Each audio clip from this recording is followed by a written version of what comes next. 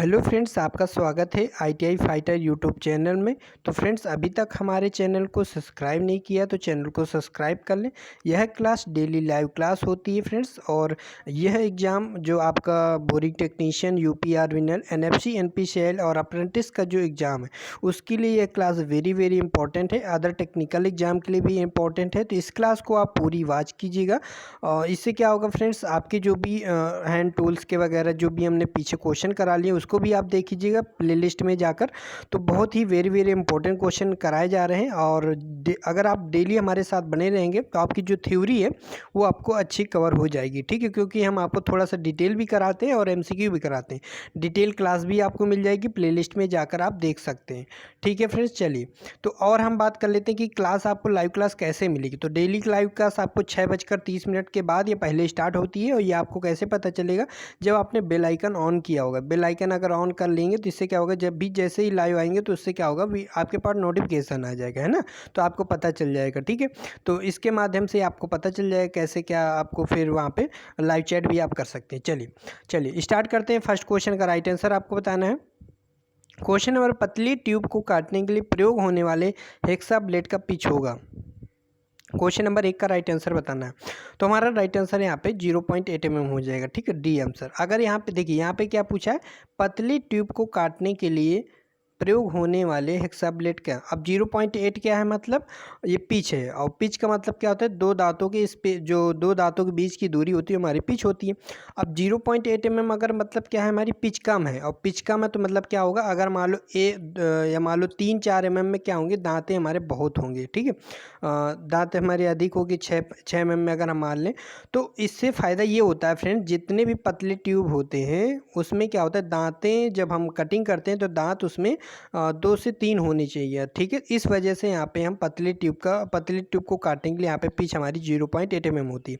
अगर आपसे यहाँ पे पूछ लिया जाए ठोस पीतल को काटने के लिए तो हमारी पिच कितनी होती है, तो ठोस पीतल के लिए यहाँ पे 1.8 mm, और पतली ट्यूब के लिए यहाँ पर 0.8 mm। हमने आपको बताया था ट्यूब क्या होता है। ट्यूब हमने बताया था, ट्यूब वो होते हैं जिन बेलनाकार जो भी हमारे बेलनाकार पाइप होते हैं, तो वो अगर उनका साइज 12 mm से कम है तो वो हमारे ट्यूब कहलाते हैं। तो ट्यूब किसे कहते हैं, 12 mm से कम साइज वाले जो हमारे पाइप होते हैं तो उन्हें हम ट्यूब बोलते हैं, और जो 12 mm से अधिक होते हैं उन्हें हम तो पाइप कहते हैं, ठीक है। तो ये चीज़ें आपको पता होनी चाहिए। तो अगला क्वेश्चन है, सेकंड नंबर आपको बताना है, ठोस पीतल को काटने के लिए किस प्रकार के पिच के हेक्सा ब्लेड का प्रयोग करते हैं। तो जो ठोस पीतल के लिए बताया, ठोस पीतल के लिए यहाँ पे जो भी हार्ड मटेरियल है वहाँ पे हम यूज करने के लिए वहाँ पे 1.8 mm, मतलब वहाँ पे पिच हमारी अधिक होगी। राइट आंसर है हमारा यहाँ पे ए ऑप्शन हो जाएगा, ठीक है। क्वेश्चन नंबर 3 का राइट आंसर बताना है कमेंट करके। बहुत ही अच्छा क्वेश्चन है, और ये क्वेश्चन काफ़ी फेसबुक, व्हाट्सअप हर जगह घूमता रहता है इस टाइप का। तो पूछा गया क्वेश्चन में, कुछ स्ट्रोक के बाद फ्रेम में ब्लेड के ढीला हो जाने का कारण है, ठीक है।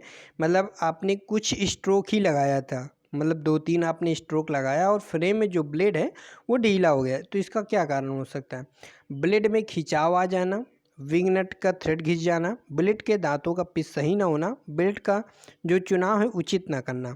तो राइट आंसर बताइए कमेंट करके, क्वेश्चन नंबर जरूर उसके साथ में मेंशन कर दीजिएगा। देखिए, इसमें क्वेश्चन में पूछा गया है, कुछ स्ट्रोक के बाद फ्रेम में ब्लेड के ढीला हो जाने का क्या कारण है।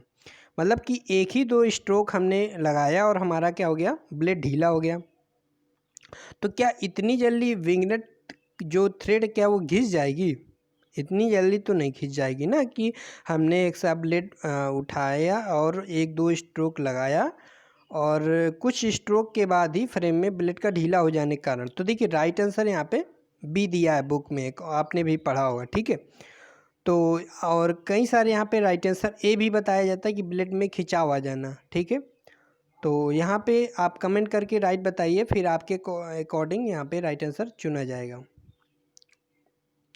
तो यहाँ पे क्या है कि कुछ स्ट्रोक के बाद फ्रेम में ब्लेड के ढीला हो जाने का क्या कारण है। तो राइट आंसर यहाँ पे हम चलिए बी को सिलेक्ट कर लेते हैं, क्योंकि यहाँ पे बी राइट ज़्यादा ही माना जा रहा है।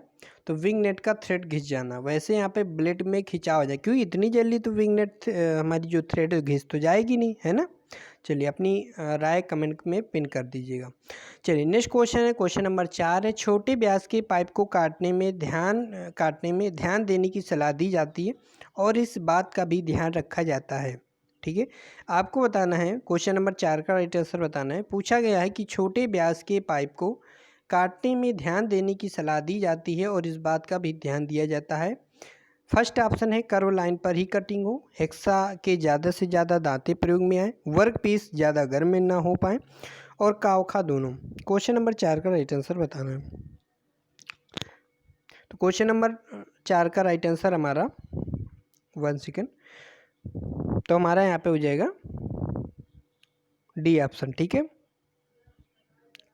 तो यहाँ पे पूछा गया था छोटे व्यास के पाइप को काटने में ध्यान देने की सलाह दी जाती है और इस बात का भी ध्यान रखा जाता है। देखिए हेक्सा के हमने बताया था कि जो भी छोटे कम साइज़ के पाइप होते हैं, जैसे हमने अभी बताया था पतले ट्यूब होते हैं, तो उसमें क्या होगा, दांत हमारे ज़्यादा होने चाहिए, तभी उसकी पिच क्या होती, कम होती है ना। 0.8 mm पिच होती है पतले ट्यूब के लिए। तो इसी प्रकार से यहाँ पे कर्व लाइन पर कटिंग हो, मतलब कि जो भी हम दांत रखें वो सही लाइन पर, कर्व कर्व का मतलब यहाँ पे होता है गोलाई में कटिंग हो। ठीक है, तो कर्व का मतलब क्या होता है, गोलाई। तो गोलाई में कटिंग हो, और क्योंकि बेलनाकार पाइप है तो गोलाई में तो कटिंग होगी ही, साथ ही में यहाँ पे हेक्सा की ज़्यादा से ज़्यादा दांतें प्रयोग में आए। ठीक है, हेक्सा की ज़्यादा से ज़्यादा दांतें प्रयोग में आए, इसका मतलब ये है कि जब हम हेक्सा को जब भी हम पतली ट्यूब को काट रहे हैं, ठीक है, तो उसमें जो दांत हम जब स्थिर करेंगे तो उसमें दांत ज़्यादा बैठने चाहिए एक ही बार में, मतलब 2 या 3 दांतें वहाँ पे होनी चाहिए। ठीक है, चलिए, तो जब ये दांतें तब अधिक होंगी जब हमारी पिच कम होगी, अगर पिच अधिक होगी तो फिर वहाँ पे दांतें हमारे मतलब कि फिर एक ही या 2 दांतें हो सकते हैं, और अगर पिच कम होगी तो ज़्यादा दांतें होंगे। तो ये आपको तो पता होगा। क्वेश्चन नंबर 5 का राइट आंसर आपको बताना है, कास्ट आयरन की चिपिंग के लिए चीजल का कटिंग एंगल। तो क्वेश्चन नंबर आपको 5 का राइट आंसर बताना है कमेंट करके। तो कास्ट आयरन की चिपिंग के लिए चीजल का कटिंग एंगल आपको बताना है। देखिए यहाँ पे क्या पूछा है, कटिंग एंगल पूछा है। ध्यान दीजिएगा, क्योंकि फ्रेंड्स झुकाव एंगल और कटिंग एंगल ये अलग होता है। अच्छा एक चीज़ और बता दें, झुकाव एंगल में आपको काफ़ी याद करने में प्रॉब्लम भी होती होगी। तो हमने एक प्लेलिस्ट में जब आप जाइएगा वहाँ पर ने एक प्लेलिस्ट में नाम करके बनाया होगा फिटर नोट्स ट्रिक करके, या फिटर वीडियो ट्रिक, ऐसे कुछ का ट्रिक करके बनाया हुआ है। वो लास्ट में आपको वीडियो मिल जाएगा, शायद 1 मिनट का वो वीडियो, उसमें हमने बताया है किस प्रकार से झुकाव एंगल याद करने हैं, और बहुत अच्छे से उसमें हमने ट्रिक बताई है। तो वहाँ से अगर आप उस वीडियो को वॉच कर लेते तो जो हमने ट्रिक बताई वो आपको याद हो जाएगी, झुकाव एंगल। अब देखिए पॉइंट एंगल, जितने बार आप चीज़ें को रिवाइज करेंगे उतनी जल्दी आपको पॉइंट एंगल याद रहेंगे। अब यहाँ पे पूछा गया कास्ट आयरन की चीपिंग के लिए जो हमारा पॉइंट एंगल है वो कितना होता है, कमेंट करके आपको राइट आंसर बताना है। ठीक है, और ये भी बताना है कि सॉरी, सामान्य कार्य के लिए, क्योंकि ये क्वेश्चन बहुत ही लोग गलत कर देते, सामान्य कार्य के लिए चीजल का पॉइंट एंगल कितना होता है, कमेंट करके ये भी आपको बताना है। दोनों क्वेश्चन के राइट आंसर आपको कमेंट करके बताना है फ्रेंड्स। चलिए राइट आंसर बता देते हैं। तो कास्ट आयरन की चीपिंग के लिए जो चीजल का कटिंग एंगल होता है वो हमारा 60 डिग्री होता है। अगर ये पूछा जाए फ्रेंड्स कि सामान्यतः चीजल का पॉइंट एंगल या कटिंग एंगल कितना होता है, तो 55 डिग्री होता है। सामान्यतः का मतलब होता है, जब भी ये पूछे सामान्यतः, इसका मतलब होता है वो माइल्ड स्टील के पूछ रहा है। ठीक है, क्योंकि जब भी हम वर्कशॉप में प्रैक्टिकल करते हैं तो अधिकतर हम माइल्ड स्टील का ही जो मेटल लेते हैं वो माइल्ड स्टील का ही होता है। ठीक है, तो इस वजह से सामान्यतः हमारा माइल्ड स्टील के अंतर्गत आता है। अगर ये पूछे कि माइल्ड स्टील का चीजल का पॉइंट एंगल 55 डिग्री, सामान्य कार्य के लिए चीजल का point angle 55 degree, cast iron की चीपिंग के लिए 60 डिग्री, और यहाँ पे इससे सबसे ज़्यादा हाई कार्बन स्टील का हमारा होता है पॉइंट एंगल 65 डिग्री। ठीक है, हाई कार्बन स्टील का कितना होता है, 65 डिग्री। बाकी या और भी हमने आपको याद कराए थे जब हमने लाइव क्लास लिया था। देखिए और हम याद करा देते, कॉपर के लिए अगर चीजल का पॉइंट एंगल पूछता है तो कॉपर के लिए हमने क्या बताया था, 45। ठीक, कॉपर के लिए 45। और पीतल के लिए कैसे याद कराया था हमने, पीतल के लिए 5 से 50 क्लास याद कराया था ना फ्रेंड्स आपको कि अगर पूछा जाए एग्जाम में पीतल के लिए पॉइंट एंगल क्या होगा, चीजल के लिए अगर हमें चीजल से कटिंग करनी है, ठीक है, तो उसका कॉपर की अगर कटिंग करनी है तो कॉपर के लिए हमारे चीजल का पॉइंट एंगल कितना होगा, तो 45 होगा।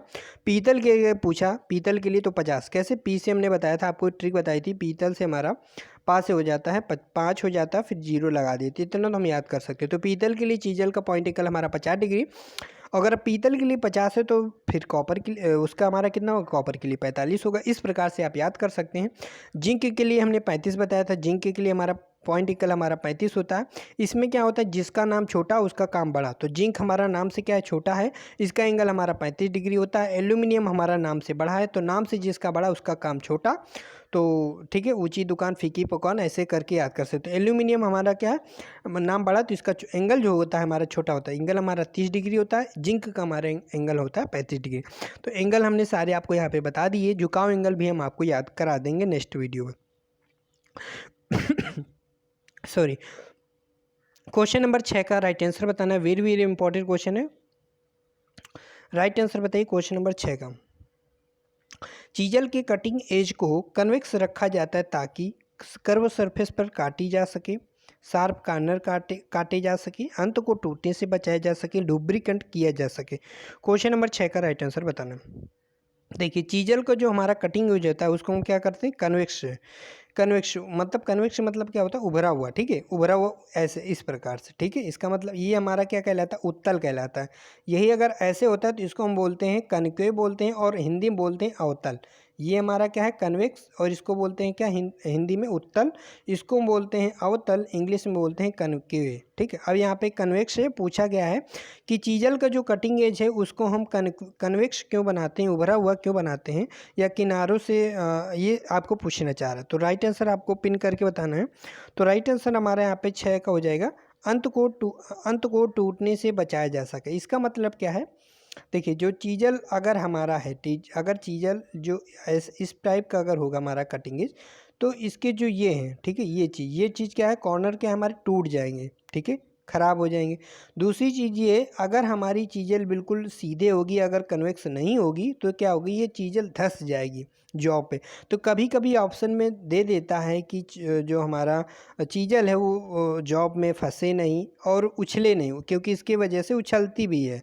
और कन्वेक्स कर देते हैं तो ये सब कारण नहीं होते हैं कन्वेक्स करने से, ठीक है। तो जो हमारे कॉर्नर है उनको टूटने से बचाया जा सके, इस वजह से कन्वेक्स कर देते हैं। चीजल जॉब में धंसे नहीं, इस वजह से कन्वेक्स करते हैं। चीजल उछले नहीं जब हम उसको हैमर द्वारा उसको हम कटिंग करें, ठीक है, मेटल की। तो ये सब 3 कारण होते हैं जो मेन इंपॉर्टेंट कारण होते हैं। क्वेश्चन नंबर 7 का राइट आंसर बताना है। चीजल की धातु होती है, तो सभी को पता है चीजल की हमारी जो मेटल होता है वो हाई कार्बन स्टील का बना होता है, ठीक है। चलिए नेक्स्ट क्वेश्चन देख लेते हैं। क्वेश्चन नंबर 8, धातु के अधिक चौड़ाई वाली पीस पर गहराई में कटिंग करने के लिए प्रयोग में लाया जाने वाला हेक्सा फ्रेम है। पूछा गया है धातु के अधिक चौड़ाई वाली पीस पर, मतलब कोई जो हमारा जिसकी कटिंग करनी है उसकी चौड़ाई क्या है, अधिक है, ठीक है। तो अधिक धातु के अधिक चौड़ाई वाली पीस पर गहराई में कटिंग करने के लिए, यहाँ पे वर्ड देखिएगा क्या लिखा है, गहराई में, यही से हम वर्ड पकड़ लेंगे कि गहराई में कटिंग करने के लिए किस हेक्सा फ्रेम का प्रयोग करते हैं। तो ऑप्शन क्या क्या दे रहा है, वहाँ पे ऑप्शन दे रहा है वो open grip adjustable hexa frame. Second option आपके सामने में क्या दे रहा है, close grip adjustable hexa frame. तीसरा ऑप्शन दे रहा है straight grip adjustable hexa frame. चौथा ऑप्शन दे रहा है deep throat not adjustable hexa frame. तो हमारा राइट आंसर यहाँ पे आपको पता है फ्रेंड्स, कि जो हमारा राइट आंसर आपको पहले कमेंट करके बता दीजिए क्या होगा। तो जो हमारा देखिए, हमें ये पता है कि गहराई में अगर कटिंग करना है तो किस हेक्सा फ्रेम का प्रयोग करते हैं, डीप हेक्सा फ्रेम का प्रयोग करते हैं। तो यहाँ पे ऑप्शन में हम पहले यहाँ पे देखेंगे डीप कहाँ पर है। डीप कहीं पे आपको दिख रहा है, देखिए फर्स्ट ऑप्शन में कहीं पर डीप नहीं दिख रहा है, ठीक है। और यहाँ पे अगर यहाँ पे देखेंगे तो हमारा यहाँ पे डीप ऑप्शन मिल जाता है गहराई में। तो डीप हेक्सा फ्रेम हमारा क्या होता है, ये हमारा गहराई में कटिंग करने के लिए प्रयोग करते हैं, ठीक है। अब हमें ये पता होना चाहिए कि हेक्सा फ्रेम हमारे कितने प्रकार के होते हैं। तो 3 प्रकार के होते हैं। कौन कौन से, solid frame, adjustable hexa frame, deep hexa frame. और उनके अलग अलग प्रकार के भी आते हैं, वो आकृति के आधार पे आते हैं, पिस्टल के आधार पे आते हैं, जैसा उनकी आकृति उसके आधार पे उनकी आकृति होती है। ठीक है, जैसे एग्जांपल में हम बता दें आपका state handle is adjustable hexa frame, pistol grip, तो जैसा उसका फिगर है उसके अकॉर्डिंग उनका नाम। अब यहाँ पे जो 3 इंपॉर्टेंट हमने बताया, solid hexa frame, adjustable hexa frame, deep hexa frame.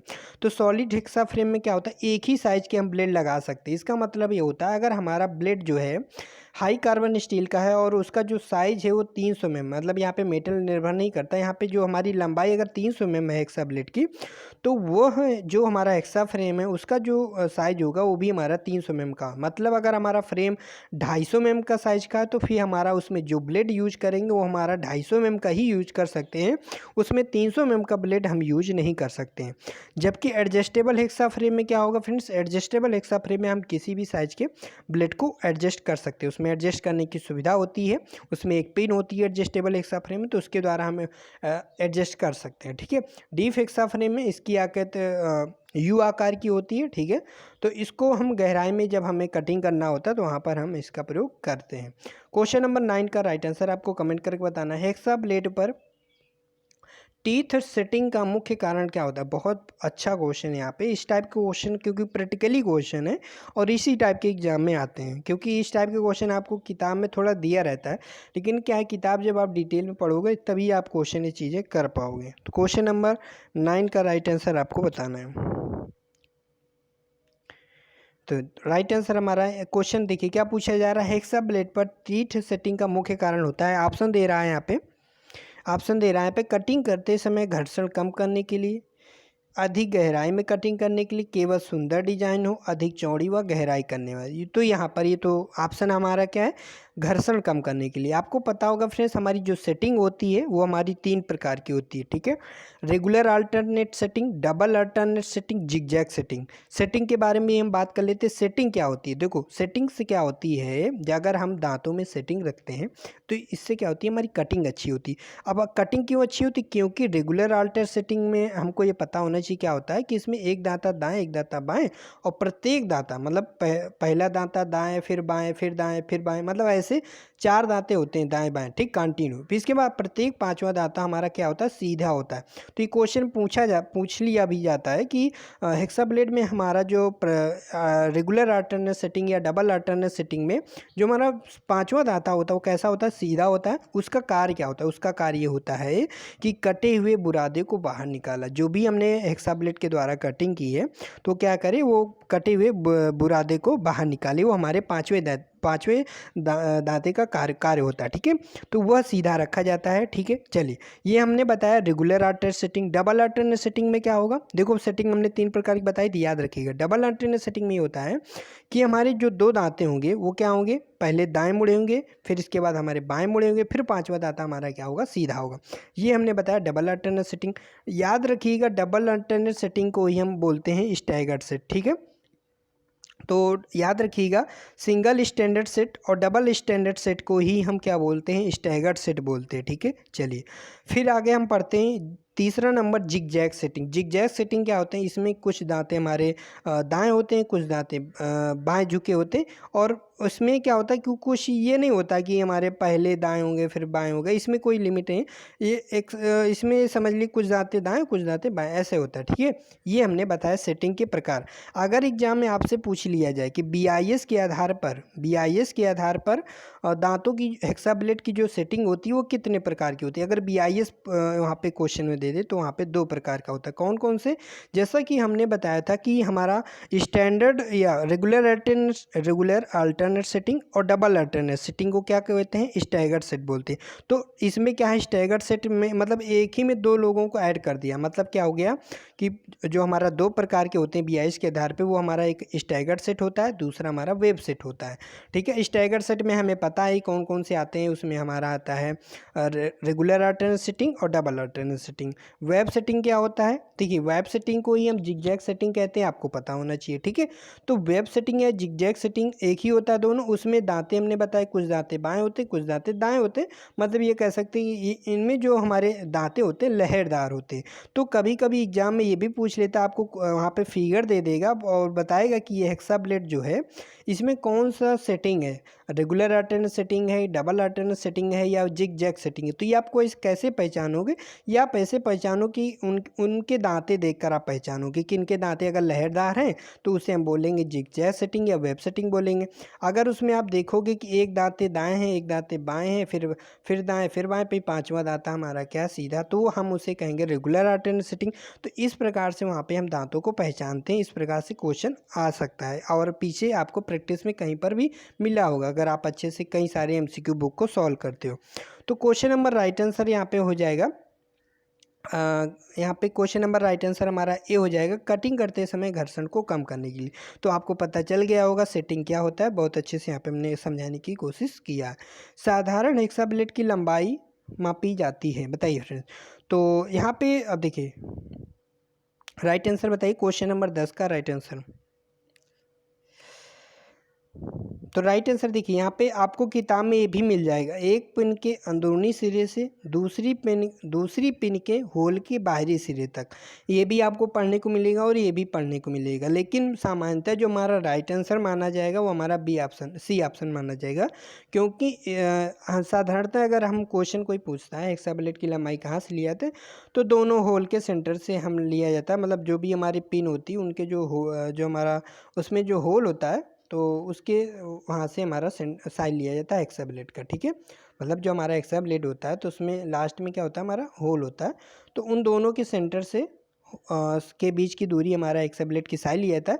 और यहाँ पे एक ऑप्शन जो इस डी दिया है ये भी इसकी बात सही, एक पिन होल के अंदरूनी सिरे से, मतलब एक पिन के अंदरूनी सिरे से, तो अंदरूनी सिरे कौन सा होगा, ये वाला अंदरूनी सिरा होगा, ठीक है।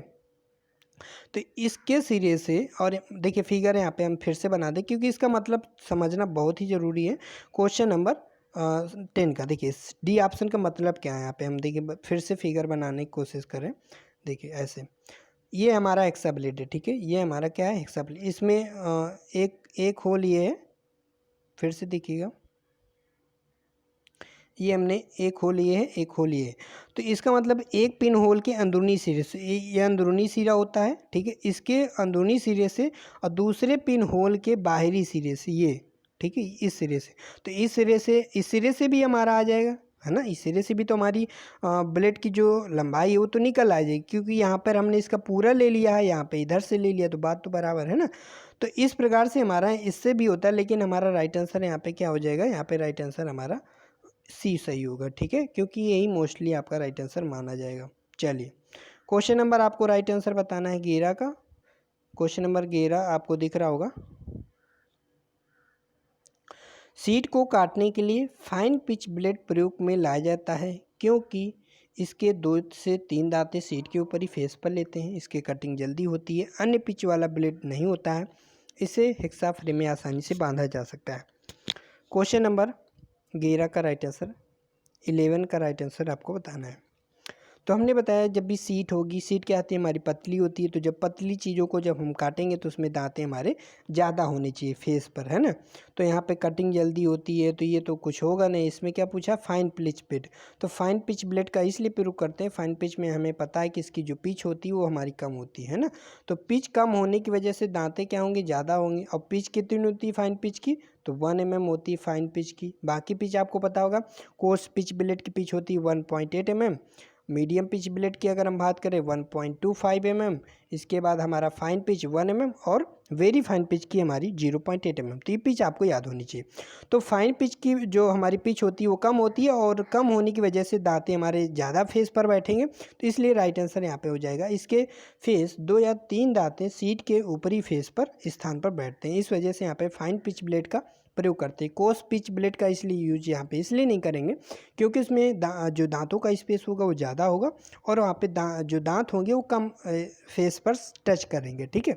चलिए क्वेश्चन नंबर आपको राइट आंसर, क्वेश्चन नंबर 12 का राइट आंसर आपको बताना है क्या होगा। अधिक लंबाई और कम चौड़ाई वाले जॉब पर हेक्साइंग करने के लिए कि किस हेक्साफ्रेम का प्रयोग करेंगे। ठीक है, क्वेश्चन पूछा गया है अधिक लंबाई और कम चौड़ाई वाले जॉब पर हेक्साइन करने के लिए ऑप्शन है आपके सामने में, डीप कटिंग हेक्साफ्रेम में प्रयोग लाया जाता है, एडजस्टेबल हेक्साफ्रेम में प्रयोग लाया जाता है, ग्रेड के अनुसार फ्रेम के साथ समकोण में बांधना पड़ता है, ब्लेड को हेक्साफ्रेम के साथ समकोण में बांधना पड़ता है।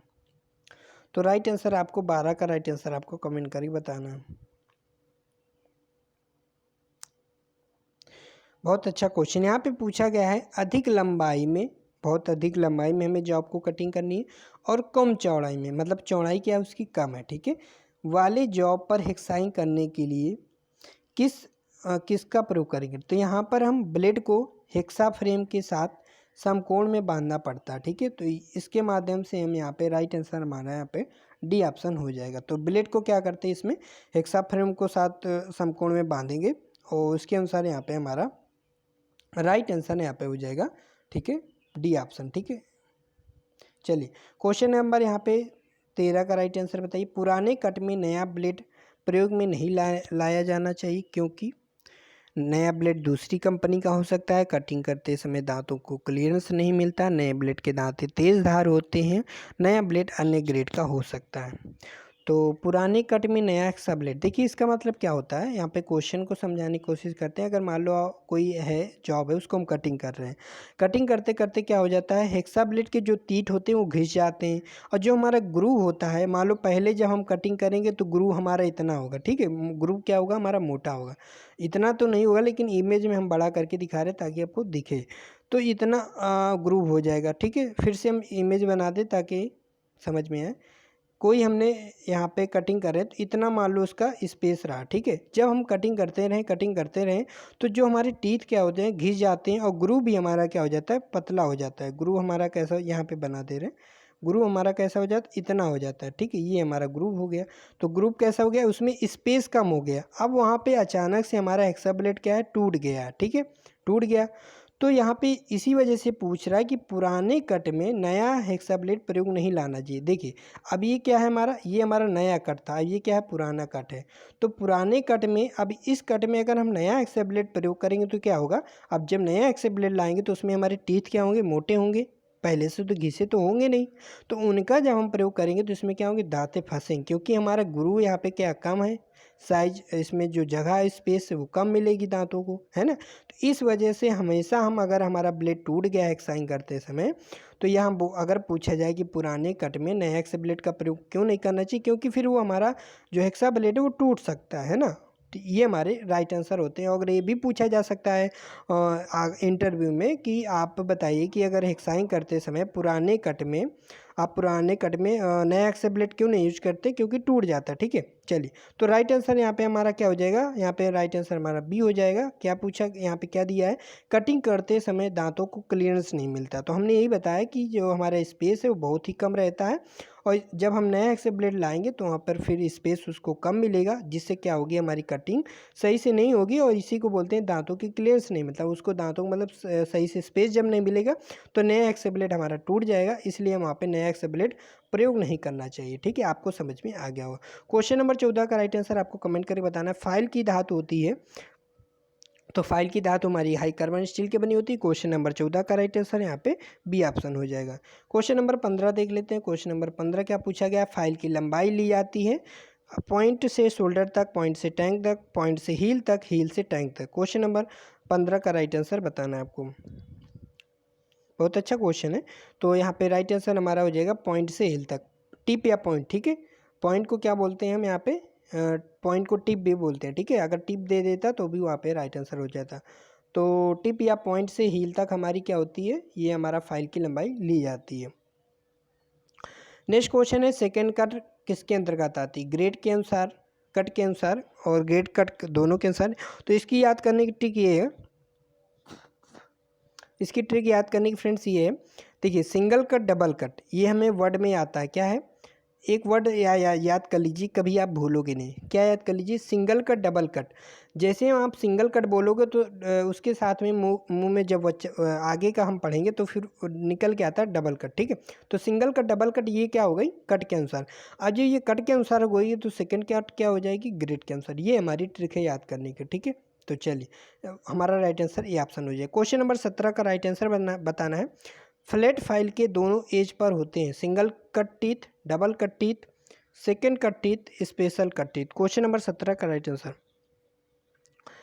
तो राइट आंसर हमारा 17 का देखिए, जो भी हमारा फ्लैट फाइल होता है उसके जो फेस होता है, फेस पर हमारा डबल कट कटा होता है, ठीक है, फेस पर हमारा कैसा कटा होता है, डबल कट।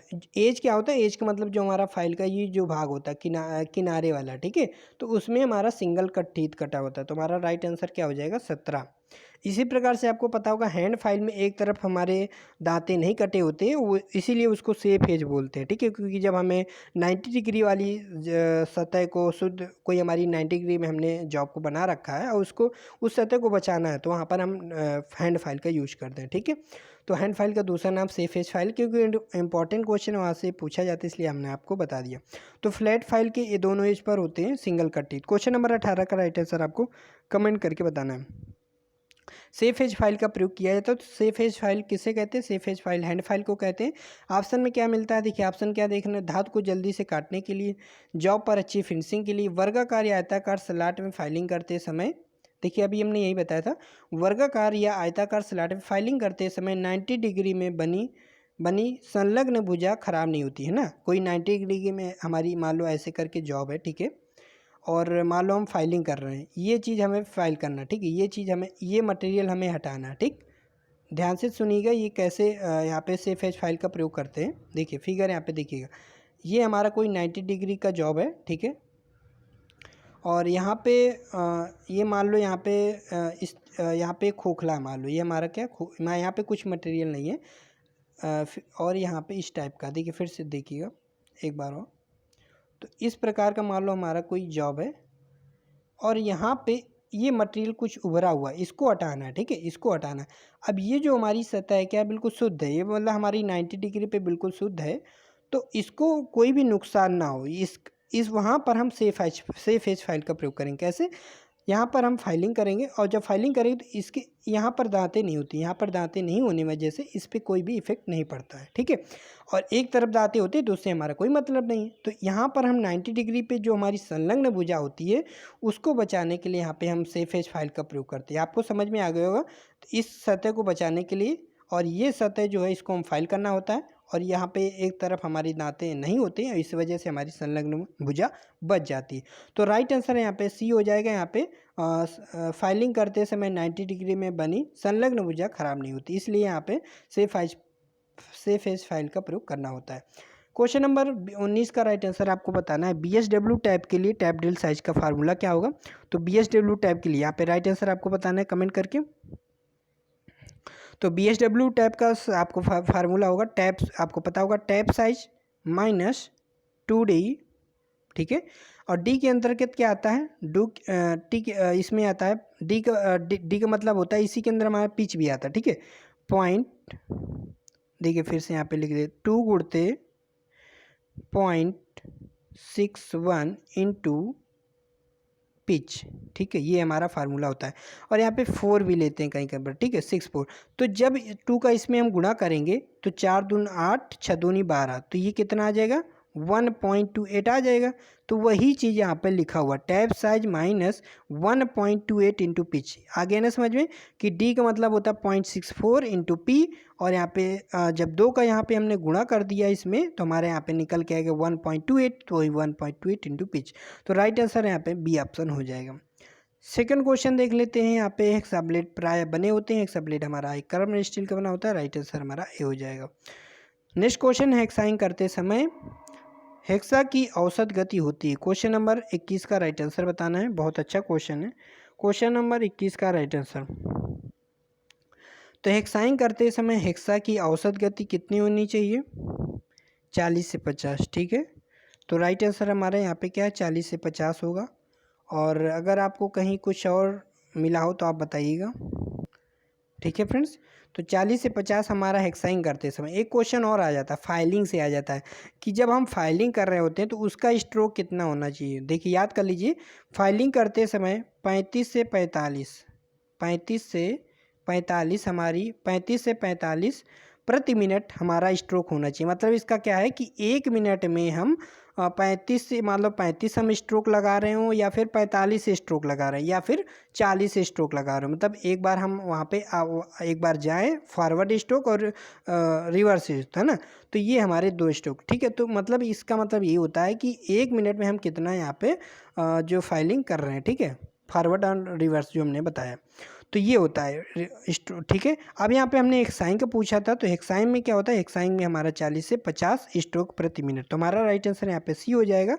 और याद रखिएगा हमारा उसका भी फाइल का भी पूछा जाता है। फाइल का हमारा 35 से 45 होता है, ठीक है। तो फाइल का हमारा जो स्ट्रोक होता है वो हमारा कम होता है, किसकी अपेक्षा, हेक्साइन की अपेक्षा, ठीक है। हेक्साइन का हमारा 40 से 50 होता है, और जो हमारा फाइल का होता है वो हमारा 35 से 45 होता है। चलिए क्वेश्चन नंबर आपको 22 का राइट आंसर बताना है। हाई कार्बन स्टील के लिए हेक्साबिलिटी की हार्डनेस कितनी होनी चाहिए। आपको ऑप्शन दिख रहे होंगे, 60 से 62, 62 से 65, 59 से 62, 72 से 75। आपको राइट आंसर क्वेश्चन नंबर 22 का राइट आंसर आपको बताना है कमेंट करके।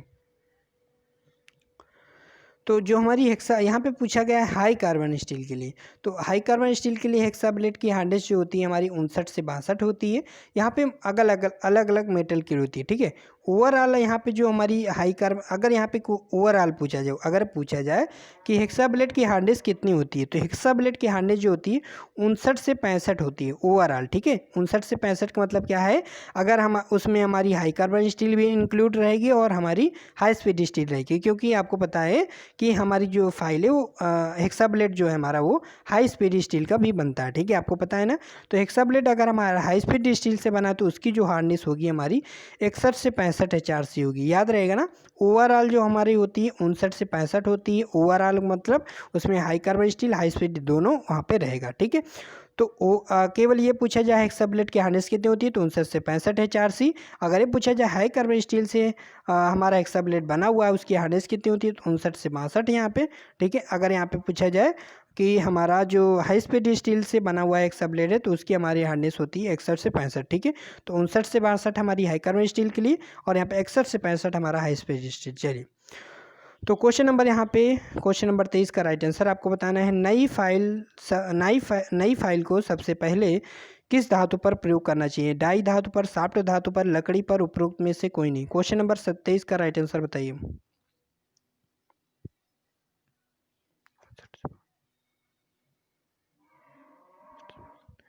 चलिए राइट आंसर यहाँ पे हमारा 23 का जो राइट आंसर हमारा हो जाएगा दूसरा ऑप्शन, ठीक है। तो जब भी हम नई फाइल को यूज कर रहे हैं तो सबसे पहले हमें सॉफ्ट मेटल पर यूज कर लेना चाहिए। क्वेश्चन नंबर 24 का राइट आंसर बताइए। फ्लैट फाइलों के फेस पर सिंगल कट अथवा डबल कट दांते कटे होते हैं तथा एज पर दांते कटे होते हैं। जो हमारी फ्लैट फाइल होती है, जैसे हमने पीछे क्वेश्चन कराया था, तो उसके फेस पर हमारा सिंगल कट और डबल कट भी कटे होते हैं जैसा इसमें लिखा हुआ है, लेकिन अक्सर ज़्यादातर हमारा डबल कट रहता है। तथा जो एज होते हैं उस पर हमारा कैसा कट कटा होता है, सिंगल कट कटा होता है। 24 का राइट आंसर हमारा यहाँ पे ए ऑप्शन हो जाएगा, ठीक है। चलिए क्वेश्चन नंबर 25 एंड हमारा लास्ट क्वेश्चन है, क्वेश्चन नंबर 25 देख लेते हैं। क्वेश्चन नंबर 25 में पूछा गया है कि घूमते हुए ड्रिल की परिधि सतह पर किसी बिंदु द्वारा 1 मिनट में तय की दूरी को क्या कहते हैं। क्वेश्चन को ध्यान से सुनिएगा, बहुत अच्छा क्वेश्चन है। घूमते हुए ड्रिल की परिधि सतह पर किसी बिंदु द्वारा 1 मिनट में तय की दूरी क्या कहते हैं। मतलब जो ड्रिल है वो परिधि सतह, मतलब जो हमारा जॉब है उसकी सतह पर, ठीक है, जो हमारा गोलाकार जॉब है, किसी भी प्रकार का जो हमारा जॉब है उसमें कोई हमारा बिंदु है, उस बिंदु पर हम जब ड्रिल करते हैं तो 1 मिनट में जो दूरी तय होती है, जब हमारा ड्रिल घूम रहा होता है, जब हम कटिंग कर रहे होते हैं ड्रिल मशीन के द्वारा, तो 1 मिनट में जितनी दूरी तय कर लेता है वो ड्रिल होल के अंदर, तो उसे हम क्या कहेंगे, कटिंग स्पीड कहेंगे, फीट कहेंगे, या कट की गहराई कहेंगे, क्या कहेंगे। क्वेश्चन नंबर 25 का राइट आंसर आपको बताना है। क्वेश्चन नंबर 25 का राइट आंसर आपको बताना है। तो यहाँ पे देखिए कटिंग स्पीड यहाँ पे हमारा राइट आंसर हो जाएगा, ठीक है। तो 1 मिनट में वो कितनी दूरी तय कर लेता है वो हमारी क्या कहलाता है फ्रेंड्स, वो हमारा कहलाता है कटिंग स्पीड, ठीक। चलिए इसके रिलेटेड भी क्वेश्चन हम कई बार करा चुके हैं। तो आज की लाइव क्लास में बस इतने से क्वेश्चन थे। तो ओके फ्रेंड्स, लाइव क्लास कैसी लगी वीडियो को लाइक करके बताइएगा और कमेंट जरूर कीजिएगा, जिससे कि हमें फीडबैक मिलता रहे। तो डेली लाइव क्लास अगर आपको ऐसे लेना है तो लाइव क्लास को शेयर भी करना है, जिससे कि हम मोटिवेट हो सकें। और अगर व्यू नहीं आएंगे तो उससे फिर हमें ये लगेगा कि हम क्लास सही से नहीं करा पा रहे हैं, और वो फिर हमें लगेगा कि हमारे अंदर कोई प्रॉब्लम है। ठीक है, इस वजह से फिर, क्योंकि अगर बच्चे नहीं देख रहे इसका मतलब है कि हम ही कुछ प्रॉब्लम कर रहे हैं बताने में। ठीक है, तो आज की लाइव क्लास में बस इतना ही। और ठीक है फ्रेंड्स, तो ओके फिर बाय बाय, मिलते हैं फिर कल। Bye bye. हाँ, इसकी पीडीएफ लिंक डिस्क्रिप्शन बॉक्स में आपको मिल जाएगी, वहाँ से आप डाउनलोड कर सकते हैं।